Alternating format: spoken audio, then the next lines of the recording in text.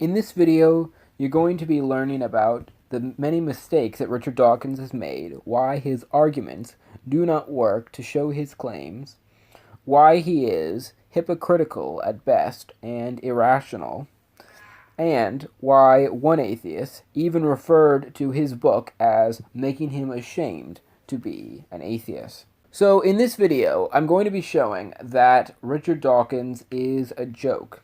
Now, by that I don't mean that he's the worst atheist there is. There are a lot of atheists who will have a lot worse arguments that he has, and who are a lot less competent than he is. But I label him with this specific title because he's held up to such a high standard. Atheists often tout him as the greatest defender of atheism that there is. You'd almost think that he's the Pope of atheism, if you will. But the fact is that he's not that as great as every atheist, or at least every new atheist, seems to think he is. And that's even true among actual academic atheists, as you are going to see. One of the biggest mistakes that he makes in his book is oftentimes he speaks on topics which he doesn't know anything about. Let's give one example. In history, he speaks about the history of Christianity when criticizing it, but he makes several blunders when it comes to analyzing the history of Christianity. Let's look at a few examples. Here are some historical blunders that Richard Dawkins has made in his book, The God Delusion. For example, he thinks that Constantine established Christianity as the official religion, even though Christianity wasn't established as the official religion until Constantine died, until after Constantine died. He confuses Matthew and Luke in a way that completely destroys his argument, in which he says that Luke's gospel added in the story of the Magi in order to appeal to Gentile readers who would be familiar with that story from pagan literature, even though that story isn't in pagan literature. And the fact that this story is actually in Matthew, which was written for a Jewish audience. And last, which is probably one of his biggest blunders, he says that there is a good case to be made that Jesus never existed, but only cites a German language professor to support his claim. And he cites the German language professor only referring to them as a professor, not saying what they're a professor of. And in fact, this view, which he says can be made a good case of, is talked about by Bart Ehrman to be on the same level as a Holocaust denier. So the fact that he speaks on Christianity and makes these types of mistakes is pretty significant. I mean, what does it take to look up Matthew and Luke's gospel and to see where your information comes from? I mean, these are about as basic mistakes as you can get, and he makes them. He makes the most elementary, basic mistakes that you could possibly make when studying the history of Christianity. And I'm not even talking about other historical mistakes he's made in the history of Christianity. But these are the most simplest mistakes that you could even make. And he actually makes them. And he does this all the time, not just with history, but with other subjects. For example, in philosophy, he argues against arguments for the existence of God and makes his own case about why he doesn't think that God exists. Let's see what an atheist philosopher thinks about this argument. Oh, as I said, makes me ashamed to be an atheist, I think was the phrase I used. The trouble with Dawkins, he just doesn't take the things that he's talking about seriously. I think the theologian or the religious person or the philosopher, and to a certain extent this is a turf war, I think that they have equal right to turn to Dawkins and say, look, if you're going to criticize this stuff, fair enough, but try to make an effort to understand what the position is. Now, I think a classic case would be Dawkins going after the cosmological argument, the causal argument. The causal argument, everything has a cause, the world is a thing, therefore the world must have a cause, call it God. Okay? Philosophy on 100, undergraduate response, what caused God? We've all done it. We've all been there.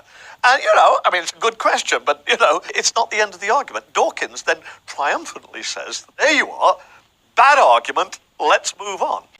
You know, and I know, that Christians, St. Augustine, certainly St. Thomas, spent a hell of a lot of, I mean, they knew this, but at least let's, you know, have the honesty, or not the honesty, the intellectual integrity to look at these things and look at the responses that the Christian philosophers, let's say just the Christian philosophers, have made. You may want to rough them up afterwards, but it's like selfish genes. At least do your homework. Another problem with Dawkins, as you're about to see from this video, has recently declared that no amount of evidence would convince him of God's existence. And here he goes on about why. So here's the clip of him saying this. And let's look at what he says and why it doesn't really work. What would it take for you to believe in God? Well, I used to say it would be very simple. It would be, you know, the second coming of Jesus, or a great, big, deep, booming voice saying, I am God and I created. But even if there was this booming voice and the second coming in clouds of glory, the more probable explanation is that it's a hallucination or a conjuring trick by David Copperfield or something. A non-supernatural second coming could be aliens from outer space, alien visitation. Any aliens who could actually visit us would have to be so far beyond us in their technology that they probably could manipulate the stars to spell out words or geometric forms or something of that sort. So what would persuade you? Well, I'm starting to think nothing would. So here he declares that nothing would convince him. And he immediately follows this, of course, by saying that he pays lip service to the view that a scientist should change his mind if evidence is forthcoming. Now, what I find especially strange about what he's saying here is that when he gives examples of what the evidence could be and why that wouldn't count as evidence, all he can think about is miraculous things occurring. And then goes on to say, well, I don't believe in supernatural things occurring, therefore it couldn't happen. Now, this seems to me like very circular reasoning to me, but notice, he doesn't actually give any sort of, you know, kind of argument that could be given. You know, the only thing that he could possibly think of that would ever convince him would be a miraculous thing occurring, but then goes on to say, well, that wouldn't convince me either. Which is very interesting, because, you know, when you ask most atheists, what would convince you of God? Most of them say, if I witnessed a miracle. But here he's saying, well, now even that wouldn't convince me. So arguments wouldn't do anything. Arguments would never be convincing enough. A miracle could always be explained away. And when you have someone in this type of position, are they really a rational person? Are they really going where the evidence points to? Or are they just believing what they want to believe without any reason to believe it? Are they basically just believing on faith and not believing with good reason? And I think he is, you know, believing. And of course, I'm not using, you know, faith in sort of a Christian sense. I'm using faith in the sense that he's used it in, which is to say, he often complains that religion means faith without evidence, but he's exactly in that position. And so I do find it very hypocritical that someone who has this sort of position would then be able to make fun of creationists or make fun of religious people for not being able to look at the evidence, when he himself doesn't want to look at the evidence, doesn't care about whatever evidence there could be, because any evidence could either be unconvincing to him, or just he doesn't like it.